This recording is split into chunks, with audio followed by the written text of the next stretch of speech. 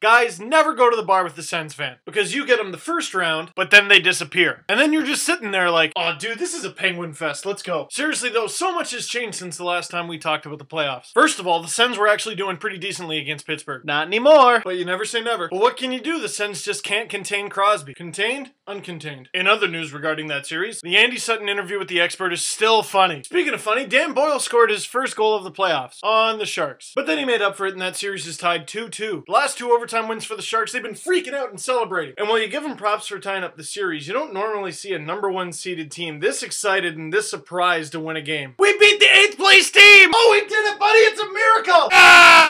Anyway, in the Sharks' defense, they probably would have killed the Avalanche already if it wasn't for Craig Anderson. Over 90 saves between games 3 and 4. You know, rumor has it his pads are filled with Chuck Norris's beard hair. So I'll ask you guys, who's gonna win that series? Choose wisely. I gotta go with the Sharks, but if it were the Avs, I wouldn't be really surprised. In fact, it'd be pretty awesome. Because this year, upsets are in style. The Hawks are getting dominated by the Preds, which, let me ask you guys, is that not the most boring series so far this year? Because I've been watching the more exciting series. The series with compelling stories in them. The stories in this series, Nashville's got the better goalie and it's starting to get sad. And it's an awful year to be a #2 seed because the Devils are getting dominated by the Flyers. And if the Flyers don't win the cup, at very least, Danny Carcillo will win an Oscar. Guy's flopping around like Free Willy out there. Yeah, Willy, you can do it! Then it turns out Free Willy's a shark. Eats the boy, roll credits. But who would have thought Brian Boucher would be dominating Mr. Block aside? The one year he decides to grow a playoff beard, don't think he'll be doing that again. One series where the upset's not happening, the Capitals and Canadiens. Because the Canadiens had them so close. They win game 1, overtime in game 2. The Caps said, oh wait, we're the Capitals. We forgot. And they switched to Varlamov because Theodore was stinking. Caps start dominating, Halleck gets the yank, and sorry guys, looks like Washington's taking this one. Zutalo! And before I finish up the West, let's finish off the East, the Bruins and the Sabres. These two teams are beating the crap out of each other. Don't believe me? Ask Thomas Vanek and Tyler Ennis. Johnny Boychuk is a destroyer of worlds. And I know when you got Ryan Miller in net, you always got a chance to win, but with so many injuries on the Sabres,